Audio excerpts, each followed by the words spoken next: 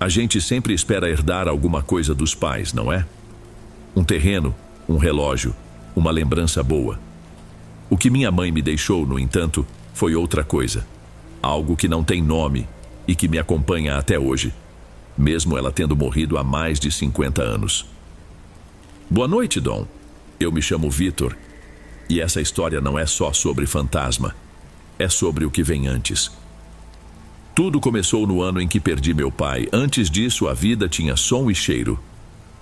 O som era da risada dele, gomercindo, que preenchia a casa inteira. E o cheiro era do café que minha mãe Maria passava sempre às 3 da tarde. Eu era o caçula de 3 filhos. Giovanni e Sérgio, os mais velhos, já trabalhavam com o meu pai na oficina. Eu ainda era moleque, ficava mais em casa, correndo pelo corredor de taco ou ajudando minha mãe com alguma coisa na cozinha. Ela era outra pessoa naquele tempo. Tinha um jeito carinhoso, me chamava de meu galego, por eu ser o mais claro dos filhos. Puxei a meu pai em tudo, ela dizia. No cabelo, no formato do rosto, até no jeito de andar meio desengonçado. E ela falava isso com um orgulho que eu, pequeno, mal entendia, mas gostava de ouvir. Até o dia do acidente. Não vou entrar em detalhes, foi um acidente no trabalho, uma peça que se soltou. Lembro do silêncio que tomou conta da casa quando meus irmãos chegaram, sujos de graxa e com os olhos vermelhos. Foi a primeira vez que o cheiro de café não apareceu às 3 da tarde. Na verdade, muitos cheiros e sons sumiram a partir daquele dia. A dor transforma as pessoas, eu sei, mas o que aconteceu com a minha mãe foi diferente. O luto dela veio com um alvo, e o alvo era eu. Ela parou de me chamar de meu galego. Aliás, quase parou de me chamar. Aos poucos, o olhar dela, que antes era de afeto, passou a ter um brilho estranho sempre que caía em mim. Era um olhar que parecia não me ver, mas ver outra pessoa através de mim. E essa pessoa era o homem que ela tinha acabado de perder. A mudança mais sentida no começo foi na hora do jantar. A mesa, que antes era barulhenta, virou um lugar de silêncios. E foi ali que o rancor da minha mãe começou a se mostrar de verdade. Na hora de servir, ela enchia o prato dos meus irmãos. Para mim, era sempre menos. Metade da carne, uma concha a menos de feijão. Da primeira vez, achei que tinha acabado.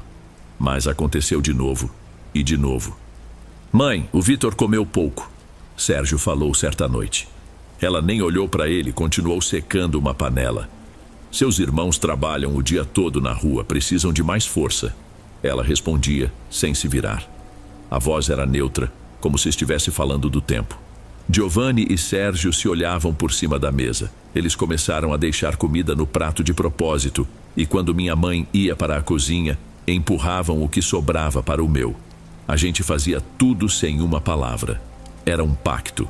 O problema era quando ela percebia. Não havia gritos. O castigo dela era pior. Ela apenas me lançava aquele olhar. O olhar que dizia que eu era um problema, um peso. O centro de tudo, eu acho, era o retrato do meu pai na sala. Uma foto grande, dele sorrindo, tirada num domingo de sol. Minha mãe mandou emoldurar, mas depois que ele se foi, ela nunca mais olhou diretamente para a fotografia.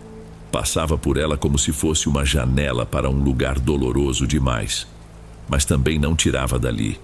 E era ali, naquela sala, que eu entendia tudo. Um dia eu parei em frente ao retrato. Não é escuro do fim de tarde. O vidro refletiu meu rosto exatamente sobre o do meu pai.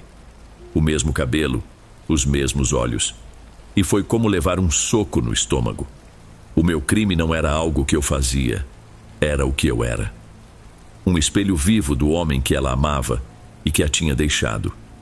E por esse crime, eu seria punido todos os dias. O rancor dela começou a vazar para fora, a envenenar o corpo. Não demorou muito para que cada ataque de raiva viesse junto de uma consequência física. Se eu demorava a atender um chamado ou se deixava um brinquedo fora do lugar, o rosto dela se transformava. Uma vermelhidão subia do pescoço, os lábios ficavam finos e ela levava a mão à cabeça, se queixando de uma tontura forte. No começo, meus irmãos e eu nos assustávamos. Depois, virou uma rotina doentia. Aconteceu tantas vezes que Giovanni, o mais velho, obrigou que ela fosse a um médico. Ele pagou a consulta. Como ele e Sérgio não podiam faltar no trabalho, sobrou para mim a tarefa de acompanhá-la. Fomos de ônibus, sem falar nada, até um consultório pequeno no centro da cidade, na área mais movimentada. Lembro do cheiro de álcool e do barulho de um ventilador de teto girando devagar. O médico era um senhor de óculos grossos e pouca paciência. Depois de medir a pressão e ouvir o coração dela, ele se encostou na cadeira e cruzou os braços. Maria, vou ser bem direto, ele disse com o tom de quem já repetiu aquilo 1000 vezes. A senhora precisa parar de passar raiva. Sua pressão está perigosamente alta. Isso força o coração. É uma bomba relógio. Minha mãe não respondeu. Estava sentada na beirada da cadeira, com a bolsa no colo e a mão na testa, se queixando da dor. O médico suspirou. Qualquer emoção forte, qualquer estresse pode desencadear algo muito sério. A senhora precisa de tranquilidade. Entendeu bem? Ela fez que sim com a cabeça devagar. Eu estava encolhido num canto da sala, querendo desaparecer. Quando o médico terminou de falar, ela baixou a mão da testa e virou o rosto na minha direção. Seus olhos estavam fundos, escuros. Não havia dor neles, nem medo. Havia apenas uma certeza fria, uma acusação silenciosa que veio direto para cima de mim. O olhar dela dizia com toda a clareza do mundo: "Você está me matando." E naquele instante eu acreditei. O aviso do médico acabou acontecendo. Menos de 1 ano depois daquela consulta, ela se foi. Aconteceu numa tarde de terça-feira. Uma discussão boba sobre a limpeza da casa virou um ataque de raiva. E o coração dela simplesmente não aguentou mais. Foi rápido. Quando meus irmãos chegaram, ela já tinha ido. O velório e o enterro passaram por mim como um filme borrado. Lembro de parentes que eu mal conhecia me dando tapinhas nas costas, de vizinhas cochichando nos cantos.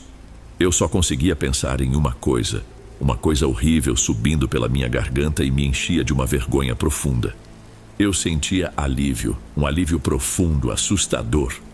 O primeiro respiro de ar puro depois de anos num quarto fechado. Pela primeira vez em muito tempo, eu não sentia o peso do olhar dela sobre mim. Eu estava livre.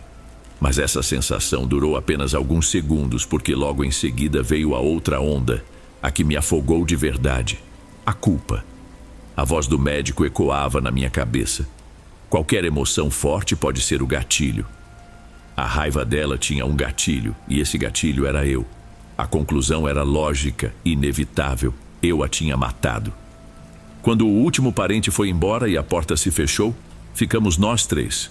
Eu, Giovanni e Sérgio, sozinhos na casa pela primeira vez. O lugar estava num silêncio que eu nunca tinha conhecido. Não era paz, era um vazio. O som dos passos dela no corredor, o ruído da louça na pia, até as tossidas de irritação, tudo tinha sumido. O silêncio que ela deixou para trás era mais barulhento e pesado do que qualquer grito que ela já tivesse dado. Os primeiros 3 meses foram estranhamente normais. A casa continuava silenciosa, mas nós 3 começamos a preencher aquele vazio com a nossa própria rotina. Giovanni assumiu a liderança cuidando das contas. Sérgio, sempre mais prático, se encarregava dos concertos. E eu, pela primeira vez na vida, me sentia apenas um irmão. A culpa ainda estava lá, no fundo do meu peito, mas a ausência daquela tensão diária era um alívio que me permitia respirar. Eu achei que finalmente a história tinha acabado. A primeira coisa estranha foi o cheiro. Certa noite levantei para beber água e, ao passar pela porta do antigo quarto dela, senti o cheiro do sabonete de alfazema que ela usava. Era inconfundível. Parei, respirei fundo. Tentei sentir de novo, mas não havia mais nada. Só o cheiro de casa antiga, de madeira e poeira. Meu cérebro imediatamente me deu a desculpa. Era só uma lembrança, uma memória do cheiro. Acontece. Algumas semanas depois veio o som. Eu estava quase dormindo quando ouvi, vindo do corredor, aquele barulhinho do chinelo dela arrastando no assoalho. Minha mãe tinha um jeito de andar quando estava irritada, quase se arrastando, e o som era idêntico. Fiquei duro na cama, sem me mexer, escutando a escuridão. O som não se repetiu. É só o assoalho estalando. Eu disse a mim mesmo. Uma casa velha faz barulhos. É normal. Eu não comentei nada com meus irmãos. Tinha vergonha. Pareceria que eu estava enlouquecendo, que a culpa estava me pregando peças. Eu me agarrava a qualquer explicação lógica, por mais frágil que fosse. Mas as coisas continuaram. Um pequeno santinho que ela mantinha pendurado na parede do corredor aparecia torto toda manhã. Eu o endireitava. No dia seguinte, lá estava ele, inclinado de novo. Aquela impressão de normalidade começou a desmoronar numa madrugada. Eu estava deitado, virado para a parede, quando ouvi, com uma clareza de arrepiar, um suspiro. Um suspiro longo, cansado, carregado de desapontamento vindo da direção do quarto dela. Não era o vento, não era a casa. Era um som humano, um som que eu conhecia melhor do que a minha própria voz. Foi naquele momento que a negação começou a perder a força. O medo, um medo de bicho, começou a tomar seu lugar. Aquilo não era a minha imaginação. Ela ainda estava ali. Depois da noite em que ouvi o suspiro, dormir se tornou uma tarefa difícil. Cada estalo da madeira, cada ruído do lado de fora me deixava em alerta. Eu passei a dormir com o corpo tenso, como um animal esperando um predador. E em uma madrugada sem lua, o predador veio. Não foi um pesadelo que me acordou. Eu simplesmente abri os olhos. O quarto estava num breu quase total. A única luz era uma faixa pálida que entrava pela janela do corredor, iluminando um pedaço do assoalho. E era exatamente ali, naquela fresta de luz, que ela estava, de pé, parada, me observando. Meu primeiro pensamento foi de confusão. Quem estaria ali àquela hora? Minha mente demorou alguns segundos para processar a silhueta, a postura, o formato da cabeça. E então, o reconhecimento veio, e com ele um pavor que me prendeu no colchão. Era a minha mãe. Ela parecia errada. Usava o mesmo vestido escuro com que a enterramos, mas estava sujo, manchado de terra em alguns pontos. O cabelo, que sempre fora tão arrumado, caía desgrenhado sobre os ombros. A luz da janela batia de lado, deixando metade do seu rosto na sombra. Mas a outra metade era perfeitamente visível.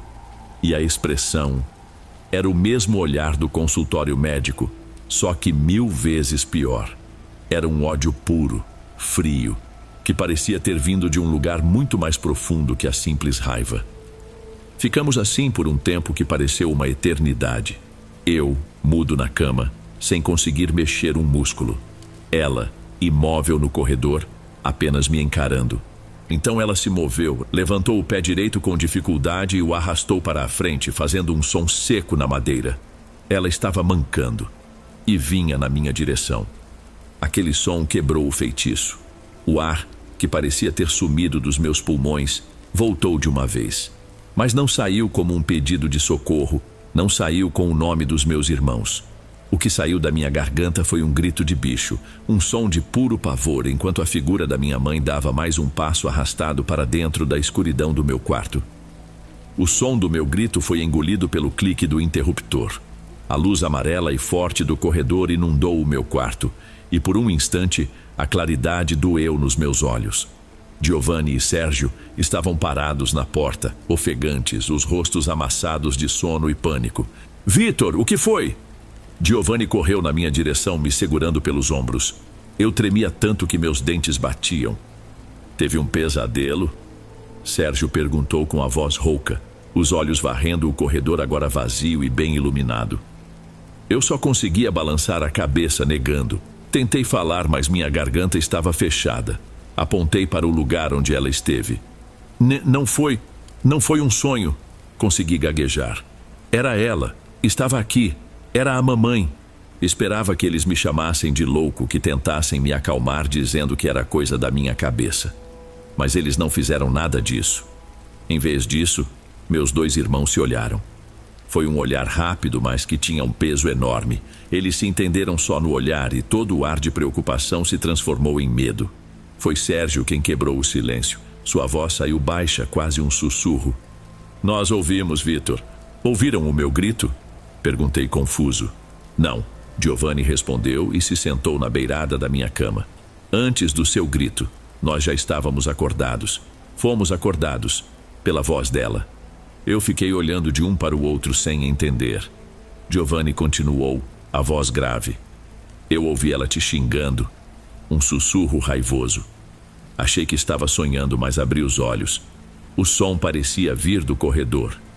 Eu hesitei em levantar, não sei explicar, tive medo. Foi quando você gritou. Comigo foi a mesma coisa, Sérgio completou, se encostando no batente da porta. E não é a primeira vez. Desde que ela se foi, eu tenho tido o mesmo pesadelo várias vezes. Estamos no velório e ela se levanta do caixão e vai para cima de você. Naquele momento, sentados no meu quarto às 3 da manhã, a ficha caiu para nós três. Não era minha culpa, não era minha imaginação, era real. O rancor dela não tinha sido enterrado. Ele continuava ali, naquela casa, e estava mais forte do que nunca. Não dormimos mais naquela noite. Ficamos os três sentados na cozinha, com as luzes acesas, esperando o sol nascer. Em algum momento, entre um silêncio e outro, Sérgio mencionou em voz baixa, quase para si mesmo, que um dos carregadores do caixão no enterro tinha tropeçado feio. Não havia muito o que dizer. A decisão já estava tomada. Flutuava entre nós no ar gelado da madrugada. Assim que o dia clareou, Giovanni foi o primeiro a falar. A gente tem que vender esta casa, ninguém contestou. Não era mais o nosso lar. Era o lugar dela. Em poucos dias decidimos vender e em algumas semanas já tínhamos encaixotado o essencial. Vendemos a casa por um preço bem abaixo do que valia, só para nos livrarmos dela o mais rápido possível. Nunca mais voltei àquela rua. Cada um de nós seguiu seu caminho e por muitos anos evitamos falar sobre o que aconteceu. Isso foi há mais de 50 anos. Hoje sou um velho. Meus irmãos já se foram. Construí minha própria vida, tenho minha casa, meus filhos, meus netos. É uma vida boa, tranquila. Eu deveria ter esquecido, superado. Mas a verdade é que você não se livra de algo assim. Você não vende um fantasma junto com o imóvel. A aparição física, aquela figura no corredor, nunca mais vi. Mas o que ela deixou para trás, isso nunca foi embora. Às vezes, quando me levanto à noite para ir ao banheiro e passo por um corredor escuro, meu corpo reage antes da minha mente. O coração acelera, a respiração fica curta. Sinto a impressão de ter alguém parado no escuro, no canto do olho. Um vulto que some quando olho diretamente. Vender a casa foi a solução para o problema, mas não para a memória. O rancor da minha mãe era uma coisa tão forte, tão viva, que grudou em mim. Eu saí daquela casa, mas o medo que senti lá dentro, esse veio comigo. Por anos dormi com um abajur aceso, um hábito que minha esposa nunca entendeu completamente. E até hoje, ele mora no fim de cada corredor.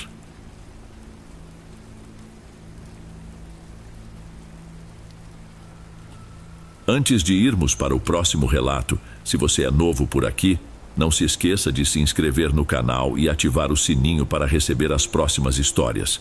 Sua presença é importante e seu apoio é essencial. Bem, vamos continuar.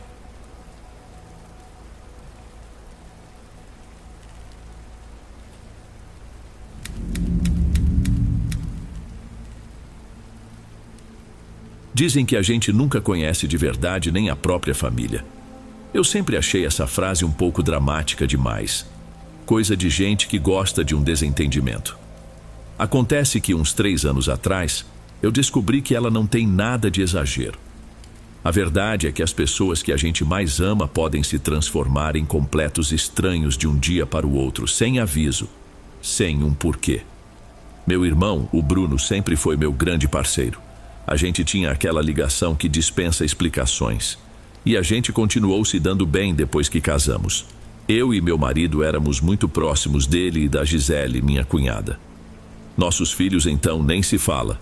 O meu, o Theo, que na época tinha acabado de fazer 3 anos, era apaixonado pelos primos, Ronaldo e Jefferson. Eles eram um pouco mais velhos, com 6 e 8 anos. Nossa rotina era essa, quase todo fim de semana juntos, aquele churrasco que a gente vivia adiando, a troca de favores para cuidar das crianças. Era uma vida comum, tranquila. E foi exatamente por isso que o baque foi tão grande. Sem briga, sem uma discussão sequer, eles sumiram, simplesmente assim. As mensagens no celular começaram a não ser entregues. As ligações iam direto para a caixa postal. No começo, eu e meu marido ficamos preocupados, claro. Inventei 1000 desculpas na minha cabeça. Devem estar com um problema de dinheiro e estão com vergonha, eu pensava. Ou então, a Gisele deve ter tido alguma questão com os pais dela. Precisam de um tempo. Eu, como psicóloga, sei que às vezes as pessoas só precisam de espaço. Mas as semanas viraram meses. Um silêncio total. Meus pais também não conseguiam contato. Chegamos a pensar em ir até a casa deles, mas parecia invasivo demais. Se eles não queriam ser encontrados, quem éramos nós para forçar a barra? Naquele momento não havia indício de crime, era só afastamento. E a gente só queria entender. Foi aí que lembrei de uma conta antiga numa rede social de uma lojinha que eu tive e abandonei. Eles não tinham me bloqueado lá. Quando encontrei o perfil do Bruno, senti um alívio e uma coisa estranha ao mesmo tempo. Havia fotos de viagens internacionais, coisa que ele nunca tinha feito na vida. Pareciam bem, felizes. Mas algo me incomodou. Nas fotos mais recentes, só apareciam ele e a Gisele, sorrindo em paisagens bonitas. Meus sobrinhos não estavam em nenhuma delas. A primeira coisa que pensei foi que talvez fossem viagens de casal. Mas e as crianças? Com quem ficavam? Tentei afastar a pulga atrás da orelha. Eles eram pais excelentes. Jamais fariam algo de errado com os filhos. Deixei o assunto morrer por uns dias. Tentei me convencer de que a vida deles estava ótima e que, por algum motivo particular, eles só queriam um novo começo, longe de tudo e de todos. Era um pensamento que doía, mas era melhor do que a tortura de não saber. Até que, numa manhã de terça-feira, a realidade deu um jeito de me chacoalhar. Meu marido já tinha saído para trabalhar e eu estava na cozinha, tomando um café antes de levar o Theo para a escolinha. Ele estava quieto, comendo o pão dele na cadeirinha quando soltou do nada: "Mamãe, o Ronaldo e o Jefferson estão muito tristes." Eu parei com a xícara no meio do caminho. Olhei para ele sem entender. A gente evitava falar dos primos perto dele, justamente para não deixá-lo com saudade. "Por que você está dizendo isso, meu filho?" Perguntei, tentando manter a voz calma. "Eles me contaram ontem à noite." Ele respondeu com a maior naturalidade, como se estivesse falando do desenho que viu na TV. "Vieram brincar comigo, mas eles choravam muito." Meu primeiro instinto, o instinto de mãe e de psicóloga, foi tratar como um sonho. Era óbvio. Ele sentia falta dos primos, assim como nós. "Ah, meu amor, acho que foi um sonho." Eu disse, me aproximando dele. "É que a gente sente muita saudade deles. Aí a gente sonha. Eu também sonho com eles, sabia?" Ele me olhou sério, fez que não com a cabeça e desceu da cadeira. Correu para o quarto e voltou segundos depois com as 2 mãos fechadas. Quando ele as abriu na minha frente em cima da mesa, eu quase não consegui respirar. Eram 2 carrinhos de metal, eu os reconheci na hora. Meses antes do sumiço, a gente tinha dado de presente para eles. Um era azul escuro, o outro verde musgo, as cores favoritas de cada um. Para ficar mais especial, tínhamos mandado fazer um adesivo minúsculo com a inicial e o número do dia do aniversário de cada um. E lá estavam eles, o R12 e o J27, na minha mesa da cozinha. Eu não tinha a menor ideia de como eles tinham vindo parar na minha casa. Minha primeira reação foi a raiva, uma raiva confusa porque não fazia o menor sentido. Como era possível que eles estivessem fazendo isso às escondidas? Vindo até aqui sem avisar, sabe-se lá por quê?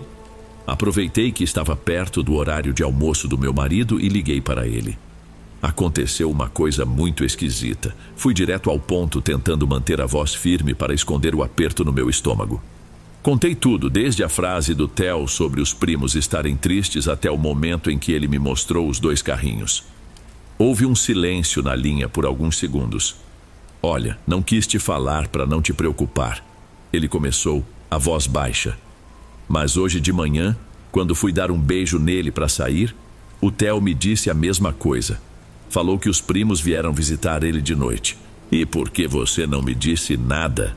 Minha voz saiu um pouco mais alta do que eu pretendia, porque eu achei que era coisa de criança a imaginação dele. Ele não me mostrou carrinho nenhum, mas agora não sei o que pensar. Passamos o resto da ligação tentando montar um quebra-cabeça sem nenhuma peça que se encaixasse. A nossa melhor teoria, a mais lógica, era que o Theo, em algum descuido nosso na última vez que os vimos, meses atrás, tivesse pegado os brinquedos e guardado em algum canto. Crianças fazem isso. Mas era estranho ele nunca ter brincado com eles antes, justo agora. A outra possibilidade era ainda pior, que Bruno e Gisele tivessem vindo até nossa casa. Mas como? E por quê? Entrar sem falar nada, entregar os brinquedos para o nosso filho e ir embora? Aquilo não se parecia em nada com o meu irmão. Quando cheguei em casa mais tarde, conversamos de novo. Guardamos os carrinhos. O mais bizarro foi a reação do Theo. Ele nos entregou os brinquedos sem reclamar. "Leva para eles, mamãe", ele disse muito sério. "Não é meu." Colocamos os 2 carrinhos de metal no fundo de uma gaveta da nossa cômoda, no nosso quarto, debaixo de um monte de meias. Um lugar onde o Theo jamais mexeria. O assunto estava teoricamente encerrado, mas aquela sensação de que havia algo muito errado com toda aquela história não me abandonava. A lógica me dizia que havia uma explicação simples, mas uma parte de mim sentia que estávamos ignorando alguma coisa muito importante. Passaram alguns dias e a rotina da casa voltou ao normal, ou quase. Aqueles carrinhos guardados na gaveta pareciam ter um peso, uma presença.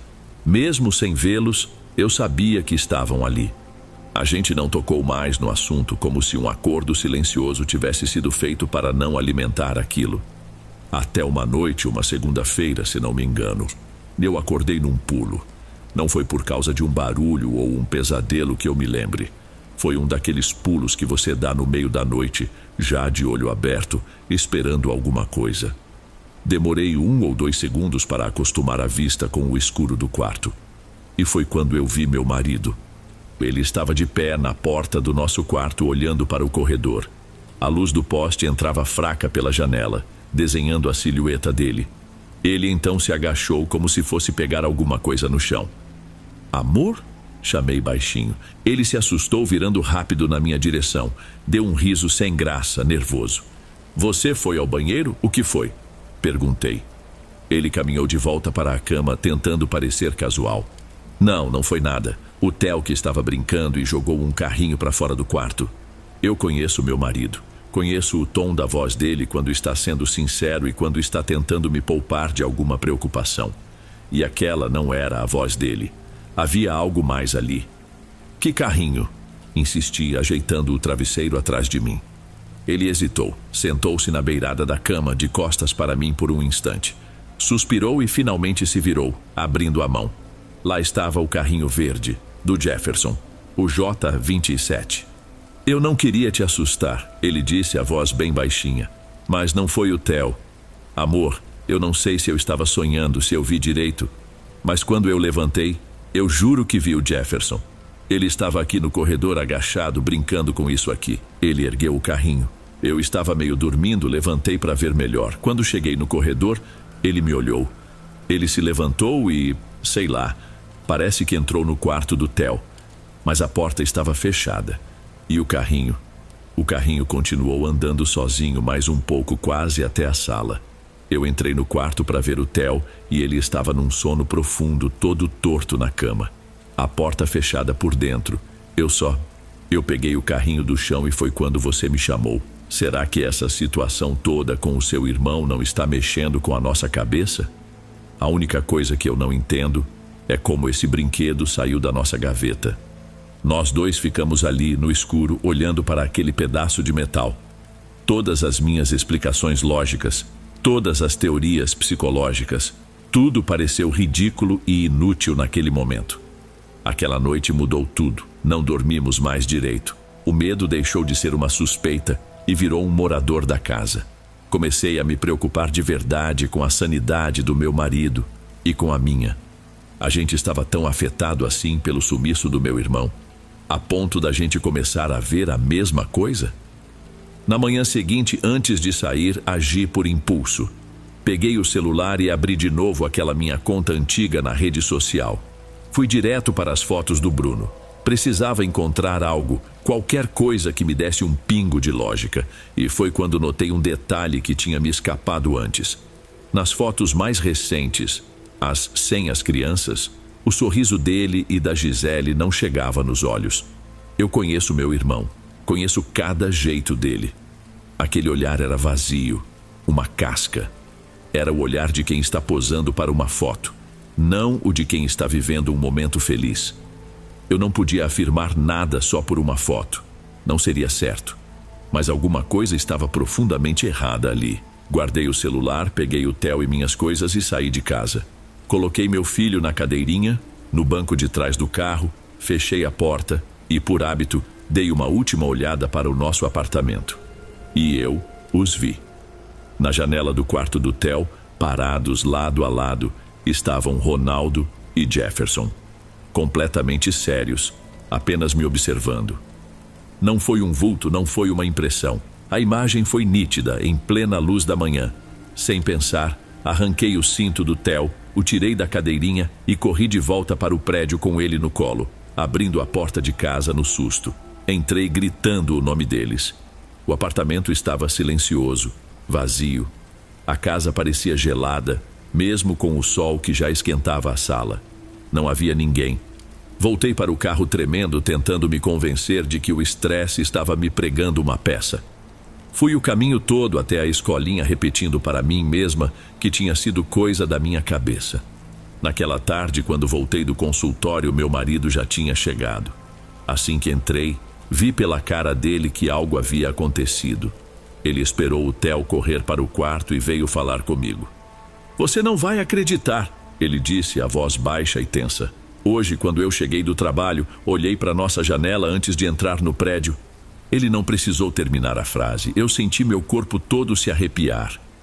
"Eles estavam lá, não estavam?" Completei, já sabendo a resposta. Ele apenas confirmou com a cabeça, os olhos arregalados. Os dois, parados, olhando para a rua. "Eu vi, amor. Tão claro quanto estou te vendo agora." Aquele foi o ponto de virada. A negação, a busca por uma fresta de lógica, tudo isso acabou. Ficamos sentados no sofá, em silêncio, por um bom tempo. O que se fala depois de uma coisa dessas? Não estávamos mais lidando com a nossa saudade ou com o nosso estresse. Estávamos sendo visitados. E aquelas visitas não eram felizes. Os rostos dos meninos na janela não eram de quem veio brincar. Eram de quem veio cobrar, avisar. Mas sobre o quê? A sensação de impotência era esmagadora. Parecia que alguém batia na nossa porta pedindo socorro, mas a porta estava trancada e a gente não tinha a chave. Na manhã seguinte, a situação conseguiu piorar. Meu marido levantou mais cedo, como sempre. Ouvi o barulho do chuveiro, o café sendo passado, a rotina de sempre. Ele me deu um beijo de despedida e saiu. Uns 5 minutos depois, ouvi a chave girando na porta de novo. Achei que ele tivesse esquecido a carteira, acontece sempre. Mas quando ele apareceu na sala, estava pálido. Tinha uma expressão no rosto que eu nunca tinha visto, uma mistura de pavor e exaustão. Ele caminhou até mim sem dizer uma palavra e estendeu a mão. Nela estava o carrinho azul. O R12. "Fui eu que coloquei no seu carro?" Perguntei, a voz já saindo falha. "Estava no porta-luvas." Ele respondeu, ignorando minha pergunta. "Me diz a verdade, amor. Foi você? Uma brincadeira, qualquer coisa. Eu não vou ficar bravo. Eu só preciso que tenha sido você." A forma como ele pediu aquilo me partiu o coração. Ele estava implorando por uma explicação, qualquer uma, que não fosse a que nós dois sabíamos ser a verdade. "Eu não saí de casa", respondi, sentindo meus olhos encherem de lágrimas. "Você sabe que não fui eu." Ele fechou os olhos e respirou fundo, como se a minha resposta fosse a confirmação que ele mais temia. Como aquele carrinho foi parar dentro de um carro trancado na garagem do prédio? Nosso filho não alcançava as chaves, não sabia abrir a porta. Era impossível. Parecia que no momento exato em que estávamos tendo essa conversa, alguém ouviu. Porque foi bem nessa hora que a campainha tocou. Meu marido e eu nos olhamos congelados. A campainha tocou de novo, mais longa dessa vez, insistente. Um arrepio percorreu meu corpo. Depois de tudo o que tinha acontecido, Uma visita inesperada parecia um mau sinal. Caminhei devagar até a porta, meu marido logo atrás. Respirei fundo e olhei pelo olho mágico. E ali, para mim, tudo parou. Era a Gisele, mas não a Gisele que eu conhecia, sorridente e cheia de vida. A mulher parada no meu corredor parecia outra pessoa, acabada. O rosto estava inchado, manchado de vermelho. Os olhos fundos pareciam carregar o mundo nas costas. Ela estava encolhida, abraçando o próprio corpo, como se sentisse um frio que não existia. Destranquei a porta. Ela me olhou e por um segundo não disse nada. Apenas deixou o ar sair dos pulmões num suspiro trêmulo. Gisele? Foi tudo que consegui dizer.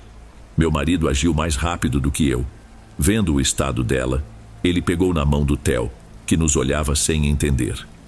Filho, vem com o papai, vamos guardar seus brinquedos. Ele disse com uma calma que eu sabia ser forçada e levou nosso filho para o quarto, fechando a porta. Ele sabia, assim como eu, que o que quer que estivesse acontecendo não era para os ouvidos de uma criança. Dei espaço para a Gisele entrar. Ela caminhou até o meio da sala e parou, parecendo perdida. Me perdoa, ela sussurrou a voz rouca. Me perdoa, por favor, pelo sumiço, por tudo. Senta um pouco, você quer uma água? Ofereci, mais para quebrar o silêncio do que qualquer outra coisa. Ela se sentou na beirada do sofá. Meu marido voltou do quarto e ficou em pé, perto da porta, parado ali, tenso, vigiando. Gisele começou a falar, mas as palavras saíam atropeladas, sem nexo. Falava que o Bruno tinha mudado, que ele começou a dizer que a nossa família era um peso, uma âncora que não deixava eles prosperarem. Mencionou um mentor que ele conheceu, um homem que falava sobre se livrar de âncoras emocionais.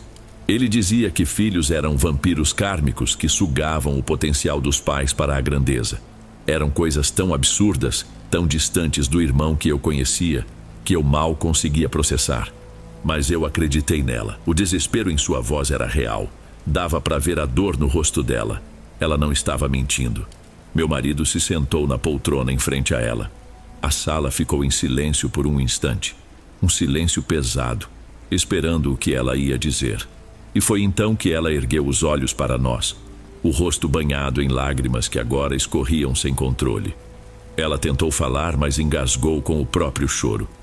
Aqueles segundos se arrastaram por uma eternidade. A gente queria perguntar, queria saber dos meninos, mas não tivemos coragem. Até que ela conseguiu reunir um fio de voz. Os meus filhos. Ela começou cobrindo a boca para abafar um soluço. O Ronaldo e o Jefferson. Foi o seu irmão. Foi o Bruno. A frase dela ficou no ar. Não parecia real. Minha primeira reação foi a negação. A negação de uma irmã mais velha que viu o irmão caçula nascer, que o ensinou a andar de bicicleta. O Bruno podia ter se tornado um estranho, mas aquilo era monstruoso. O que você quer dizer com isso, Gisele? Meu marido perguntou a voz grave antes que eu pudesse falar. O que o Bruno fez? E então ela contou. Contou tudo. A história era mais insana do que qualquer coisa que eu pudesse ter imaginado. O tal mentor era um tipo de coach de vida que Bruno conheceu pela internet. Um homem que vendia uma filosofia de sucesso absoluto baseada em cortar laços, em ver a família como um fardo. Aos poucos, ele convenceu meu irmão de que os filhos, a esposa, os pais, eu, todos nós éramos âncoras, testes no caminho dele para a verdadeira grandeza. Bruno mergulhou naquilo. Começou a impor regras cruéis em casa, a falar em desapego, a testar os limites da própria família. As viagens, segundo Gisele, eram parte desse processo. Em uma delas, num chalé isolado que tinham alugado por um fim de semana, o mentor propôs um exercício de confiança e poder. Bruno deveria deixar os meninos sozinhos na mata por algumas horas, para que eles aprendessem a se virar e para que ele provasse ao universo que não era escravo dos próprios sentimentos. Gisele disse que lutou contra aquilo, que implorou, mas Bruno estava cego, fanatizado. Ele dizia que era para o bem deles. Ele os levou. Disse que voltaria em 2 horas. Mas uma chuva forte começou. O terreno ficou perigoso e quando ele finalmente voltou para buscá-los, Já era tarde demais. Eles nunca mais foram encontrados. E o pior de tudo, ele e Gisele nunca reportaram o desaparecimento. Bruno a convenceu de que admitir o que fez destruiria a vida deles, que o mentor os ajudaria a superar e a criar uma nova realidade. Eles simplesmente fingiram que os filhos nunca existiram. Enquanto Gisele terminava a história, a voz embargada num choro silencioso, os dois carrinhos, o azul e o verde, que estavam na mesinha de centro desde a manhã, começaram a se mover. Lenta, quase imperceptivelmente, eles deslizaram pela superfície de madeira, como se empurrados por uma mão invisível, parando lado a lado na beirada da mesa. Então, giraram lentamente sobre o próprio eixo, até que a frente dos dois veículos apontasse diretamente para Gisele. Era como se eles estivessem ali, confirmando tudo. Hoje faz quase um ano desde aquele dia em que ela nos contou tudo. Gisele acabou confessando tudo à polícia, depois de muita insistência nossa. Bruno está foragido. Ninguém sabe onde ele se meteu. O caso foi um escândalo na cidade onde eles moravam, mas para nós foi o fim da nossa família como a conhecíamos. Não temos mais medo. A dor substituiu o pavor. Os carrinhos estão guardados numa caixa no alto do meu armário. Às vezes, muito raramente, quando entro no quarto do Theo à noite para ajeitar o cobertor dele, vejo um deles na prateleira. Eu não me assusto, apenas pego o carrinho, sinto o metal frio na minha mão e o guardo de volta na caixa. É um lembrete silencioso de que meus sobrinhos nunca foram embora de verdade. E que os piores monstros, às vezes, são aqueles que a gente coloca num porta-retrato.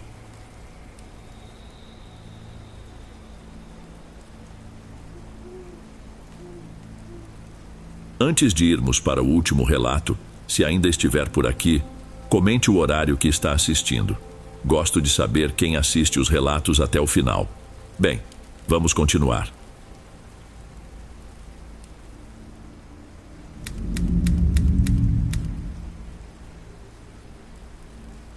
A gente nunca pensa que a memória pode falhar com as coisas mais importantes. Com o rosto de quem a gente ama, por exemplo. Eu sempre tive para mim que conseguiria reconhecer minha mãe em qualquer lugar, em qualquer situação. Hoje eu já não tenho tantas certezas. Meu nome é Felipe. Isso que vou contar aconteceu há uns bons anos, na época em que eu estava de malas quase prontas para sair de casa pela primeira vez.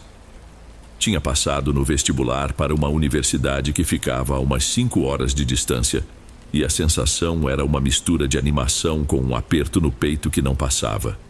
Eu e minha mãe, Silvia, sempre fomos só nós dois. A ideia de ir embora era boa, mas a de deixá-la sozinha pesava. Numa tarde de terça-feira quente e úmida, ela me pediu para dar um pulo no mercadinho da esquina para comprar umas coisas que faltavam para o jantar. Coisa rápida.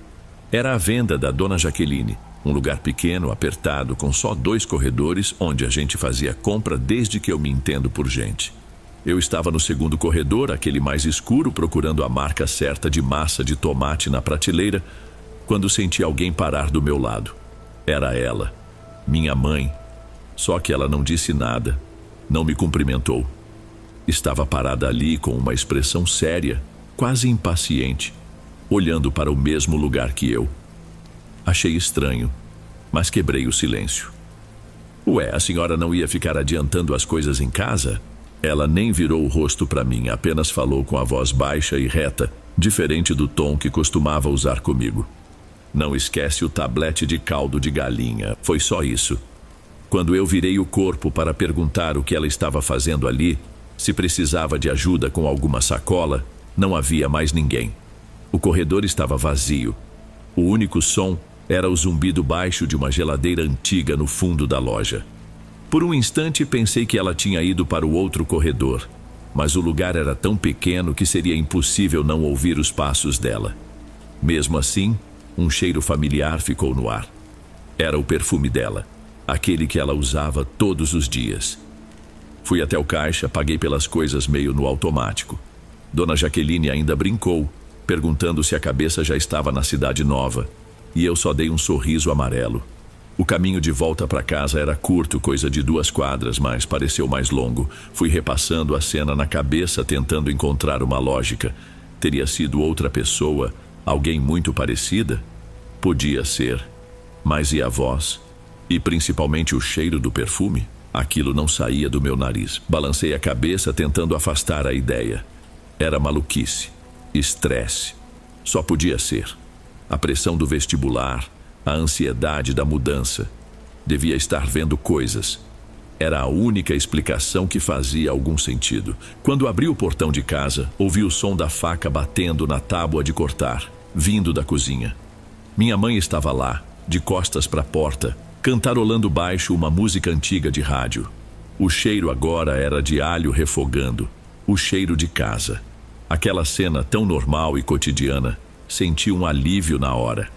O desconforto que eu senti no mercado pareceu idiota, uma invenção da minha própria cabeça. Ela se virou quando ouviu meus passos e abriu um sorriso, o sorriso de sempre. Demorou, filho, achei que tinha se perdido no caminho. Deixa aí em cima da mesa. Eu coloquei a sacolinha no balcão e fiquei parado por um segundo, só olhando para ela. Era a minha mãe, a mesma de sempre. Tentei encontrar qualquer traço daquela figura séria, quase fria, que vi no corredor, mas não havia nada. Resolvi perguntar, só para ter certeza. A senhora não saiu, mãe? Ela me olhou secando as mãos num pano de prato. Eu? Não, de jeito nenhum. Tô aqui desde a hora do almoço ajeitando umas caixas com suas coisas. Por quê? Eu desviei o olhar fingindo ajeitar os produtos na bancada. Nada não, é que eu achei que tinha te visto de longe, mas devo ter me confundido com outra pessoa. Era alguém bem parecida. Ela deu de ombros, voltando a picar uma cebola. Sempre tem alguém parecido com a gente por aí, né? Concordei com a cabeça e fui para o meu quarto. Fechei a porta e respirei fundo. Era isso. Uma confusão boba. Eu não ia contar a história toda para ela.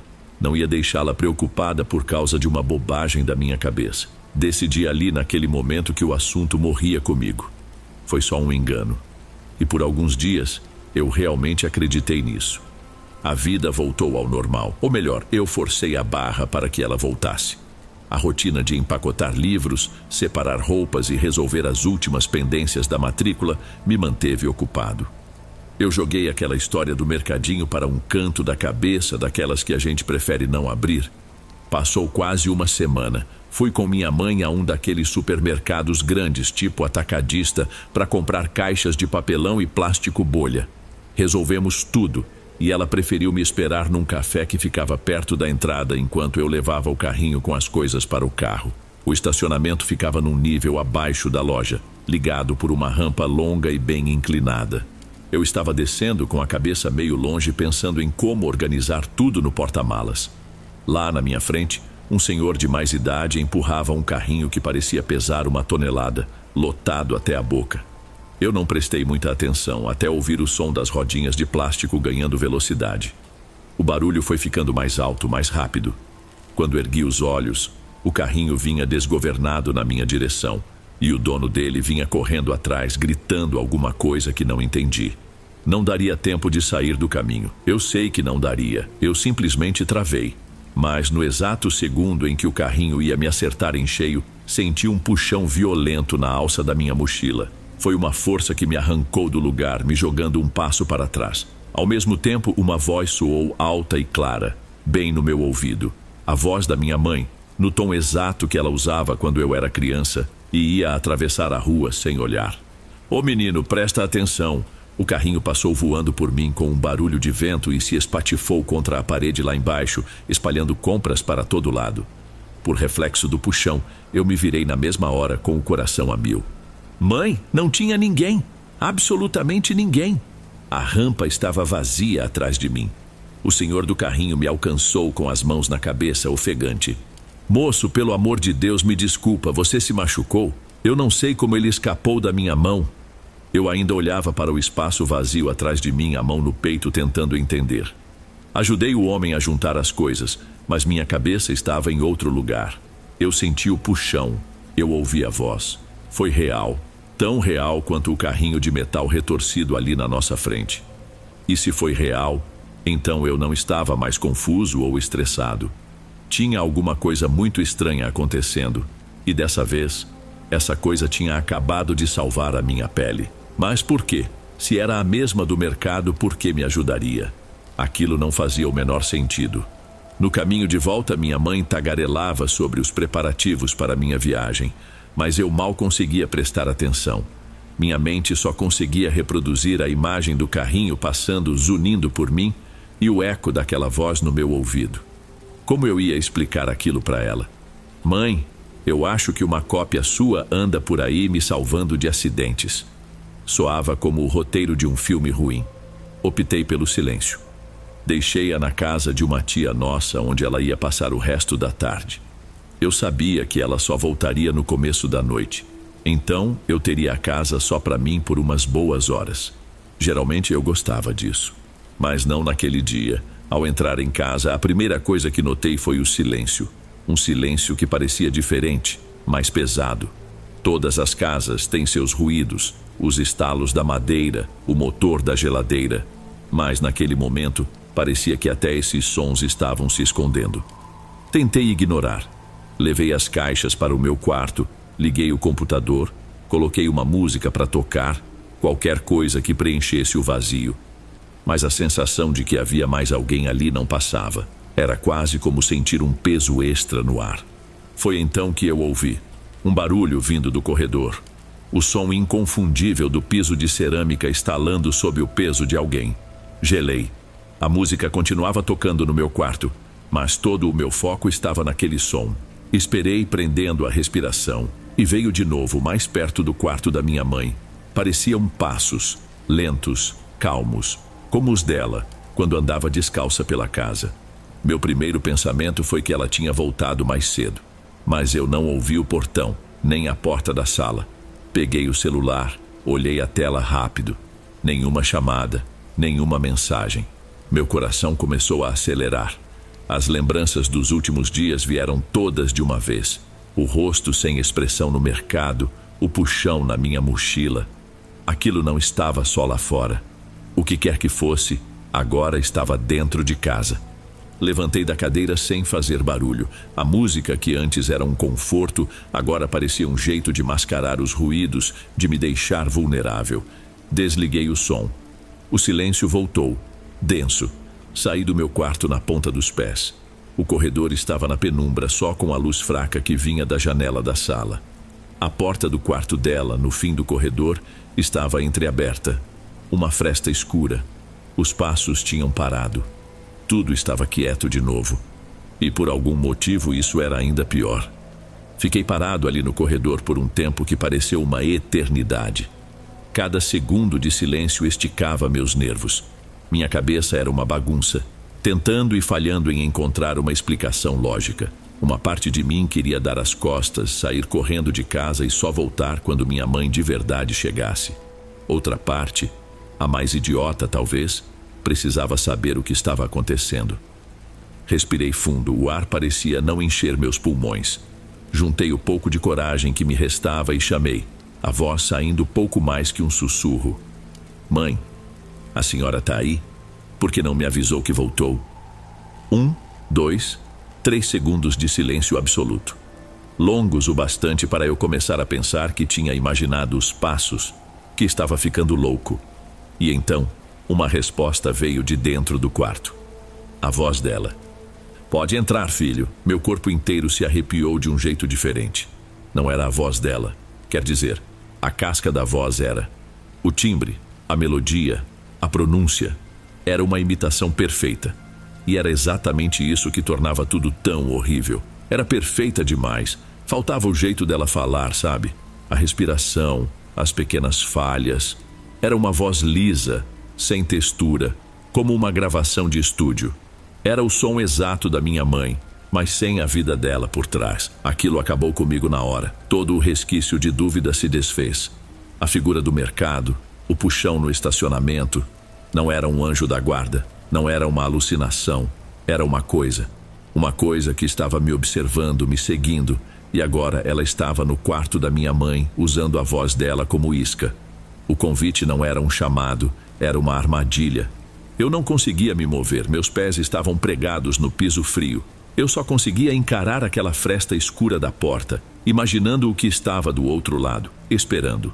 O instinto mais básico do meu corpo gritava para eu correr, para eu sair dali o mais rápido possível. Mas o convite ainda ecoava na minha cabeça. Uma mistura doentia do som mais familiar do mundo, com a intenção mais estranha que eu poderia conceber. Não sei quanto tempo fiquei ali, parado no corredor, sendo encarado por uma porta entreaberta. 1 minuto? 10? Ali parado, eu perdi a noção do tempo.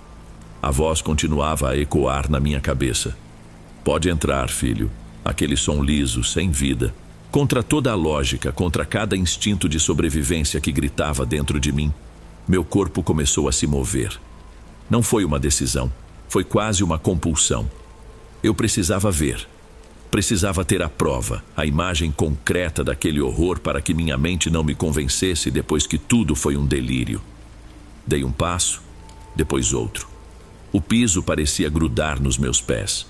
O ar ficou denso, difícil de respirar.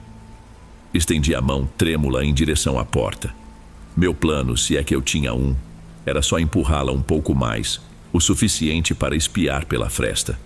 Meus dedos estavam a centímetros da madeira fria. Eu já podia sentir a quietude anormal que vinha de dentro do quarto, uma ausência de som que era mais assustadora que qualquer ruído. No instante em que a ponta do meu dedo indicador ia tocar a porta, ela se fechou. Mas ela não se fechou. Ela foi batida. Com uma força absurda vinda de dentro. Foi uma pancada seca, violenta, que fez a casa toda tremer. O batente da porta tremeu, e o som do trinco se encaixando na fechadura foi alto, metálico, final, como a porta de um cofre se fechando. Foi um ato de repulsa, um aviso, um ponto final. O impacto me jogou para trás. Eu tropecei nos meus próprios pés e caí sentado no chão, o corpo inteiro tremendo. Fiquei ali, no meio do corredor, olhando para a porta agora completamente fechada. Uma barreira de madeira que me separava de algo que tinha a voz da minha mãe, mas com uma força que eu jamais tinha visto. Aquele convite não era para eu entrar. Era um jogo. Era para me mostrar que a casa não era mais minha. Que o quarto dela, o lugar mais íntimo, tinha sido tomado. Meu único pensamento era sair dali, correr. Eu me arrastei para trás, empurrando o corpo com as mãos, e estava prestes a me levantar e disparar em direção à porta dos fundos, quando um outro som me paralisou. Um som familiar, mas que naquele momento foi a coisa mais aterrorizante que eu poderia ouvir. O barulho de chaves vinha da sala, o som metálico de uma chave entrando na fechadura da porta da frente, e depois o giro lento e pesado do trinco sendo destrancado. Era ela. Minha mãe de verdade estava chegando, e ela estava prestes a entrar em uma casa que não era mais segura, com aquela coisa trancada no quarto dela, esperando. A porta se abriu e a luz do fim de tarde entrou na sala. A silhueta da minha mãe apareceu, carregando uma sacola de pães. Ela entrou, empurrando a porta com o quadril para fechá-la, e chamou meu nome com aquela naturalidade de quem chega em casa. Felipe, cheguei mais cedo, minha tia não estava se sentindo bem. O que acha de um café com... A voz dela morreu. Ela me viu, encolhido no chão do corredor, pálido, olhando para ela com os olhos arregalados. Em 1 segundo, a sacola de pães caiu no chão, e ela correu na minha direção. Felipe, o que aconteceu? Você tá branco, pelo amor de Deus, passou mal? Ela se ajoelhou na minha frente, as mãos no meu rosto, procurando algum ferimento. Eu não conseguia falar direito. As palavras saíam atropeladas, uma mistura de pânico e um alívio desesperado por ela estar ali. Mãe, tem alguém aqui em casa, tá trancado no seu quarto. Ela franziu a testa, confusa. Alguém? Como assim? Um ladrão? Eu balancei a cabeça freneticamente, agarrando o braço dela. Não, é... Respirei fundo, tentando formar uma frase. Falou comigo, com a sua voz. Me chamou para entrar e depois bateu a porta com força. Mãe, era a mesma que eu vi no mercado, a que me puxou no estacionamento. Não era engano meu, não era. Eu esperava qualquer reação, que ela achasse que eu estava delirando, que mandasse eu me acalmar, que fosse até a porta do quarto para provar que não tinha ninguém ali. Mas ela não fez nada disso. Ela simplesmente congelou. A cor sumiu do rosto dela. Seus olhos se arregalaram e focaram por cima do meu ombro, na porta fechada no fim do corredor. Ela não parecia confusa ou cética. Ela parecia apavorada. Um medo que parecia vir de um lugar antigo, um medo que reconhecia o que eu estava descrevendo. Sua mão apertou meu braço com força e ela me puxou, me forçando a levantar. Vem para a cozinha, agora. A voz dela era um sussurro urgente. Ela me arrastou até a cozinha, o mais longe possível do corredor. Fechou a porta, como se isso fosse adiantar alguma coisa. Ela me sentou numa cadeira e ficou de pé na minha frente, as mãos tremendo um pouco. Escuta, Felipe, ela disse, a voz baixa e tensa. A minha avó me contava umas histórias quando eu era criança. Ela dizia que às vezes, quando a gente está prestes a fazer uma mudança muito grande na vida, uma partida, um adeus, uma coisa ruim pode aparecer. Uma coisa que se parece com quem a gente ama, que tenta segurar a gente, tenta tomar o nosso lugar. Ela falava olhando para um ponto fixo na parede como se estivesse recitando uma lembrança proibida. Eu fiquei em silêncio, senti um frio na barriga. Não era uma invenção da minha cabeça. Era real. E pelo jeito minha mãe sabia. Ela não tinha uma explicação, mas tinha um nome para o meu medo. E o fato de ela também estar com medo era, de longe, a coisa mais assustadora que já tinha me acontecido. Nós não dormimos naquela noite. Ficamos na sala com a televisão ligada num volume baixo, sem realmente assistir. Nenhum de nós ousou chegar perto do corredor.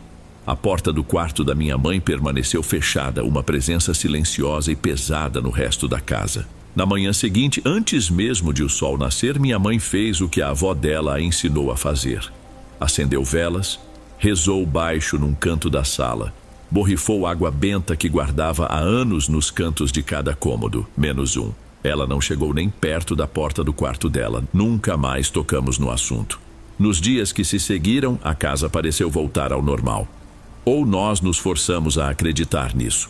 A tensão diminuiu, mas foi substituída por uma cumplicidade silenciosa e assustada. Quando o dia da minha viagem finalmente chegou, nosso abraço de despedida na rodoviária foi mais apertado, mais longo.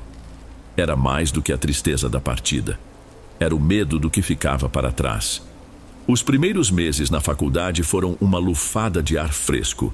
A rotina de estudos, os novos amigos, a distância, tudo ajudou a empurrar a lembrança daquela tarde para o fundo da minha consciência.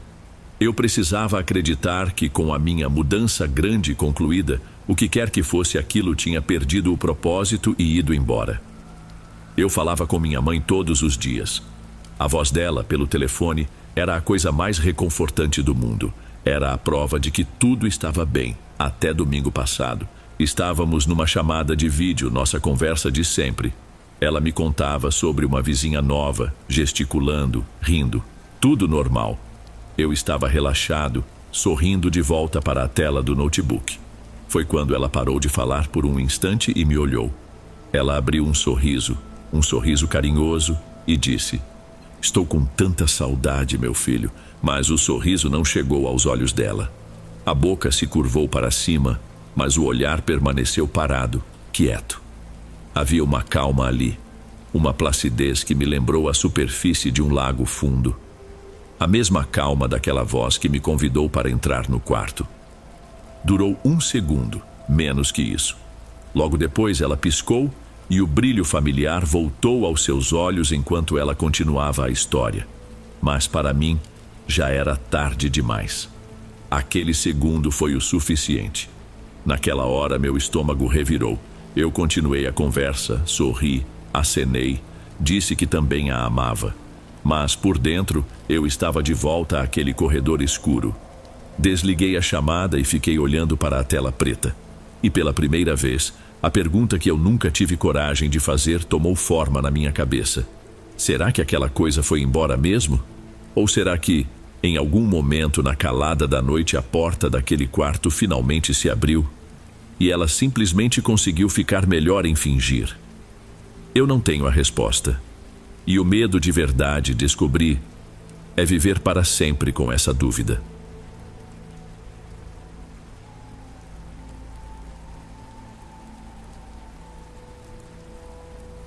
Ei, pessoal, obrigado por ouvirem. Clique no sininho de notificações para ser alertado de todas as futuras narrações. Lanço vídeos novos todos os dias por aqui. Espero te ver nos próximos. Agora na tela vou deixar outros 2 bons vídeos que sei que irão gostar. Te vejo por lá.